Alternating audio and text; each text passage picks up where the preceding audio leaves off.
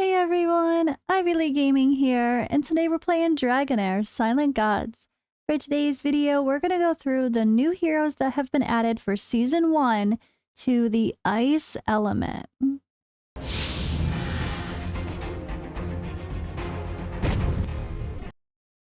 So I already went through the fire heroes in a previous video, and I will be looking at all of the others in an upcoming one as well. I'm going to try to put out a video every day for this new series of heroes. I might have to double up and do multiple a day because we're getting close to global, guys. It's almost here. And I have some other videos to make too, so you'll see. I got plenty of content coming. We got daily posts for Dragonheir now, so I'm excited. You should get excited too. And yeah, these new heroes sound so good. And even just looking at it without the legendaries alone, it's really nice to have some new rares and epics added to the pool, especially as someone who purposefully is going to choose to play without legendaries next season. I'm going to have some fun with that, and there's so many wonderful heroes to add to the mix. So we're going to do what I did yesterday. We're going to start out with the rares, then the epics, then the legendaries, and I'm going to try to stress which ones really stick out to me the most. Like last one, I think with the fire, I would say Elfie sounds like my favorites in the fire, especially for epics. But yeah, let's see what we have here for the ice category. Not to be confused with frost. Frost is like a type, like fire has wild. Frost is like an ability. It has like a synergy and does extra damage. So that's something else which you can see the details for with the tooltips better in the game itself. But all right, rare, we have Zethos, Mountain Keeper. Frost type ranged unit. His passive, when the hero inflicts frost on an enemy, their next basic attack's damage is increased by 50%. I guess I don't need to scroll too far down. There we go. Battle skill throws 2 ice lances at a random enemy, each dealing cold damage with a 75% chance of inflicting frost for 5 seconds. And the ultimate, for 10 seconds after being cast, the hero throws ice lances for their basic attack, each dealing cold damage with a 75% chance of inflicting frost. And then the aura increases HP for all allies in dungeon battles by 24%. That's pretty solid, dungeon battles. And for a rare, I love that they actually give the rares some decent auras. It can be huge. Huge stat boosts early on, oh my goodness, especially. And depending on what content you're using, like I've mentioned before, you're gonna need a team of every synergy ideally. Like I would absolutely say when it comes to the end game goals, to have a wild team, have a frost team, have a rally team, have a summon team, and a poison team, and then have an extra team that's a combination of whatever other element is best for you. And maybe not necessarily of those bonus types. It's going to be really interesting to see how these new characters get added to the pool of synergy. But yeah, simple. If you're doing a frost team, you want multiple frost units. Like Usha is really good and hits really hard as a rare. She was one of the best rares in the game for frost damage. And yeah, a rare. Best characters in the game for frost damage and a rare. So it's really fun that they mix that in. All right, but let's go on to the next. All right, another rare here, which has a pretty amazing appearance for just a rare. They do so good with their graphics. This is a support ranged unit. Gusni. All right, Bloodfang Warrior. Passive, whenever an enemy is inflicted with frozen, extends the duration of all debuffs on the enemy for 5 seconds. Ooh, a debuff extend. I love that. Of all debuffs. So that's really good, especially if you're using like the defense penalty debuff with the artifacts. Being able to extend that and make sure that stays up the whole time. Okay, I'm curious. Battle skill grants a shield to the ally for 10 seconds and grants them defense up for 5 seconds. It says grants a shield to the ally. The ally with what? The lowest HP? a random ally, or do they mean the hero? This might be a typo. I think they mean the hero. Grants a shield, or if maybe it is a support for another character. I think it's an ally, a random ally maybe. A little bit bad wording there. Alright, ultimate deals cold damage to enemies within range with a 50% chance of inflicting frozen for 5 seconds. Alright, so again, don't worry if you're confused by some of the debuff names and stuff in-game or here, because in-game, they actually have tooltips that explain what they mean, which is really helpful for sure. And we have another aura, all allies, HP by 18%, but in all battles, not just dungeons. That's a really solid basic aura that helps everybody. And HP is definitely helpful, especially in dungeons. Yeah, seems pretty solid for a simple... I mean, maybe not as exciting as I thought.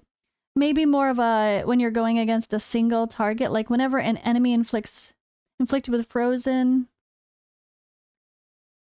Whenever an enemy is inflicted with frozen. So I guess as long as you have multiple people applying frozen on the team, then you're going to have the debuff duration extended. So depending on if it's an AoE or a single target, this might only be good for like a boss. Maybe this would be really good against a guild boss, like the Vortex type thing. Maybe. I mean, the extending debuffs is really good. If you have poisons, if you have decreased defense, decreased attack type stuff up, you definitely would like to extend those and keep them up the whole time.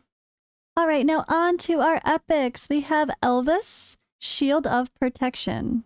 Not to be confused with Elvis with an A. Oh god, why do they sound the same? Who is a radiant character. Okay, anyway. Epic, defense. Oh, defense type, melee damage dealer.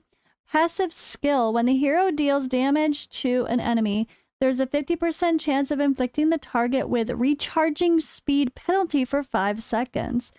That's really good. I like it. Slowing down their recharges of their, I would assume their battle skills, their ultimate. Battle skill gains a shield for 5 seconds. When the shield is broken, dispelled, or wears off in any form, it deals cold damage to enemies within range. Nice. Every time that character, this character Elvis, gains a shield, and it's broken or wears off, or is cleansed, or is removed, it deals extra damage. I like that. All right. And then gains defense up to for 10 seconds, during which time the hero deals cold damage to enemies within range.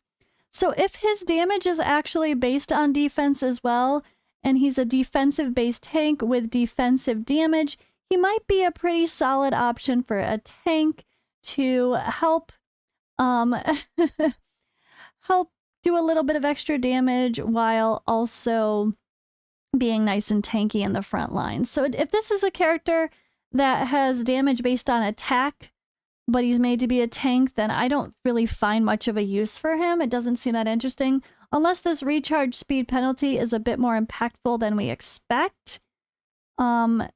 If that alone is worth it, I don't know, honestly. I don't think he sounds that good if he's not defensive based. But if he is defensive based, he's probably a pretty solid tank for the ice element category. All right, then we have Rava, Frozen Remedy. Frost type, ranged unit. Passive skill, for each enemy inflicted with frost on the field, the hero gains an extra 15% attack up. This effect stacks up to 3 times. Ooh, I like it. Bonus attack. Battle skill, fires 3 orbs at a random enemy, deals cold damage with a 75% chance of inflicting frost for 5 seconds. Ultimate, summons a nexus that lasts 10 seconds in a designated area, dealing cold damage to enemies within range every 1.5 seconds, with a 75% chance of inflicting frost for 10 seconds. Upon expiration, the nexus will explode, dealing cold damage to enemies within range. Love it. So this sounds like a really great character to synergize with a frost team. Having that nexus that just sits there for 10 seconds, dealing damage and applying frost, and then explodes, dealing even more damage. Sounds like it's got pretty good potential to me. All right, and then we have an aura, increases all allies crit damage by 24% in all battles. So that could be handy for sure if you're dealing with a team that is doing a lot of damage based on crit rate, crit damage. And yeah, I mean, a frost team, you're going to definitely be having people hit hard. So sounds like a pretty solid candidate to me for frost. Although it's kind of hard to tell, like I guess, yeah, it's about the team synergy, where there's this nexus in a designated area that's going to last for 10 seconds. So that alone is kind of like the AoE damage, but his battle skill is just 3 random orbs. Not as exciting, but you can't have all AoEs all the time, I guess. So I'll take the ultimate. It sounds pretty solid. Very curious about that one for a frost team. All right, now we have Rowena, Spine of Frost, another epic frost unit, range damage. Her passive ignores the target's 20% of defense when attacking an enemy inflicted with frost. Ignore defense, that's great, for sure. Battle skill deals cold damage to the enemy with the lowest HP, and then with a 75% chance of inflicting frost for 10 seconds. And then an ultimate deals cold damage to enemies within range that are not inflicted with frost, and cold damage to enemies inflicted with frost. Deals cold damage to enemies within range that are not inflicted with frost, and cold damage to enemies inflicted with frost within range. What? So this I guess because we can't see the percentages with this, maybe it's like deals X percentage cold damage to those not inflicted with frost and deals even more cold damage to those inflicted with frost. I don't know. This kind of just sounds like they're repeating themselves, and it could just say deals cold damage, period. But I'm assuming the multipliers or the percentages are different depending on whether or not they have frost or, yeah. That's one thing. It's all about the synergy. It's all about having multiple, heroes on a team that can apply that special buff or have the chances to proc, like Wild, Rally, Frost. Those are all very important things that require multiple of the unit to really be successful, like multiple units that perform that ability to be successful. Sounds pretty solid. I mean, it's nice to ignore defense. I guess if this is definitely one where it's all about her damage though. So we have to see if she actually hits hard herself, if she could be a main damage dealer. And we have to see what the range is on her ultimate. So if she's got a good range and she actually hits hard, she's pretty solid. But otherwise, she's probably not as helpful. Depends on her multiplier. She could smack. She could be one of the hardest hitting characters in the game. I don't know. But that's going to be something we find out. All right, now we have Olgan, Gatekeeper. A frost type melee damage dealer. Still epic here. Passive skill for 10 seconds after being cast. It deals cold damage to nearby enemies every 1 second, with a 100% chance of inflicting frost for 5 seconds. Battle skill, it deals cold damage to an enemy. If the target is inflicted with frost, the hero has a 100% chance of inflicting frozen on them for 5 seconds. 100% chance. Frost, frozen. They are different, don't worry. Ultimate deals cold damage to enemies within range and grants 25% attack up to frost allies for 10 seconds. Ooh, okay. 25% attack up for 10 seconds on frost allies and also dealing damage. Definitely a solid teammate, right? We want that synergy. We want someone who helps enable a team. Definitely it sounds like a solid option for a frost team, making everyone deal more damage. So again, this is going to be the kind of thing where you want him to be part of a team that has multiple heroes that are frost type, for sure. I can't wait to see how some of these characters perform and who actually hits hard, who surprises us. There's going to be so many options. I'm going to have a hard time picking for who I actually make teams with, that's for sure. All right, and we have Lethander, a support ranged unit. Epic still. This is our final epic, I think, of the list. Passive, when an enemy dies, the hero gains their ultimate energy. Like fully? That would be really great if there's lots of AoE smashes. All right, let's see. So it deals cold damage to the enemy with a 50% chance of inflicting frozen status for 5 seconds. And then ultimate deals cold damage to enemies within range with a 75% chance of inflicting recharging speed penalty and accuracy penalty for 10 seconds. So if he might be someone that if his range is good for the AoE cold damage on his ultimate, and then every time you kill an enemy, he gains his ultimate energy and then can do his ultimate all over again, he might be really good for wave clear, and especially in something like the Goblin layer where you're farming experience. So I will be very curious to see how this AoE ultimate does, because that sounds like it could be really good for something like Goblin for speedy runs, which you kind of need in order to farm the highest levels. It's actually about how fast you can do it. All right, on to our legendaries. We have Lossenia, Lady of Stars. Frost ranged unit. Her passive basic attack casts an ice ball that bounces between enemies, dealing cold damage with a 75% chance of inflicting frost when it hits. The ice ball bounces up to 2 times. The skill prioritizes enemies that are not inflicted with frost. All right, we definitely have a Frost Queen. Hello. Sounds like she will be a top priority for a Frost team if you actually can get her early on. Wow. Just starting off with that passive, that's perfect alone. Prioritizing heroes that don't have Frost already. I like it. I feel like that might be really fun for Arena to do like really hard-hitting nuking Frost teams. Alright, her battle skill marks an ally for 6 seconds. Every 1.5 seconds, the marked ally deals cold damage to surrounding enemies with a 100% chance to inflict frost for 5 seconds. Solid. Solid. It definitely screams Arena for me for some reason. Although I'm sure any type of area where you can use, where you're using a Frost team, which could be literally anywhere, yeah, it sounds pretty good to me, honestly. Battle skill marks an ally. Oh, that's what I just read.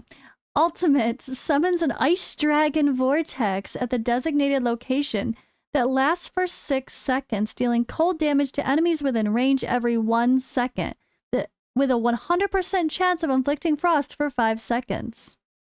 Summons an ice dragon. Ooh, I can't wait to see the animation for that.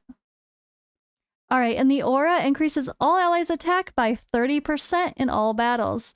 There's the big boy attack aura. That's what we want to see in a legendary. She sounds absolutely solid for a Frost team. I like it. Alright, another dude on a horsey. And I will say, I just popped it up to here and someone says counter to Alecabre, which is really cool. Love hearing the comments like that. That's what I like to see, people already theory crafting. Very nice. So that would be definitely an arena counter, they mean.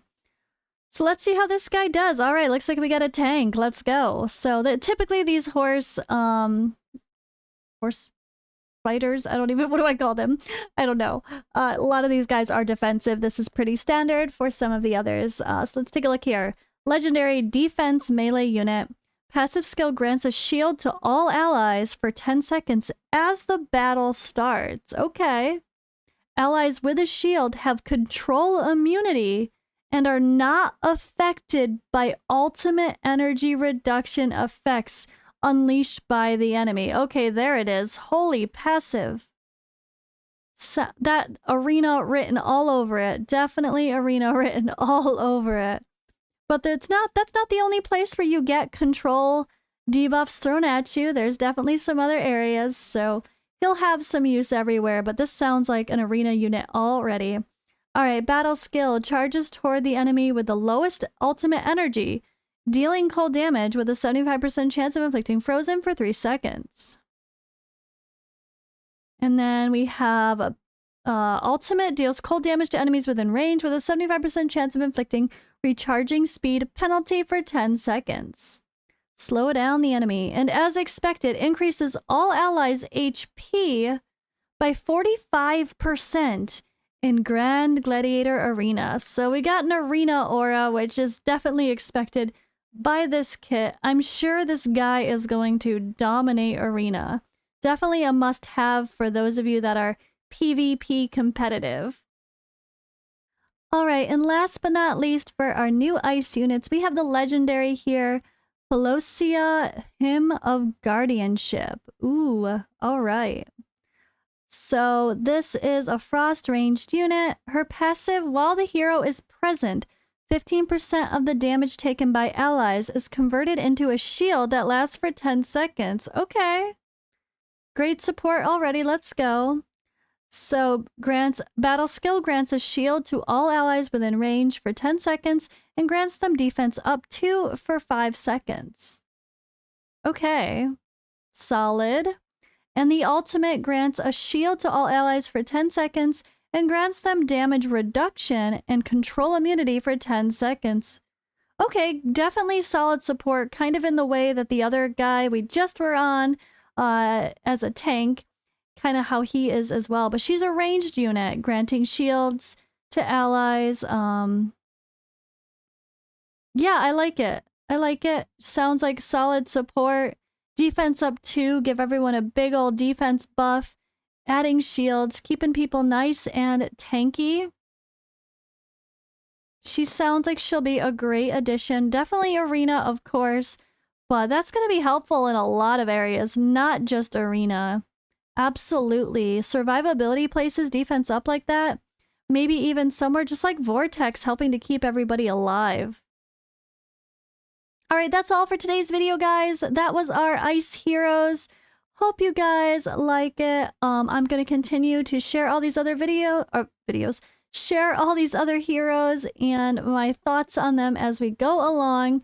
Hope this is helpful and get you guys hyped for global launch. But do remember, nobody has played any of these heroes. We don't know how any of them actually perform yet. So stay tuned for after global launch to figure that out.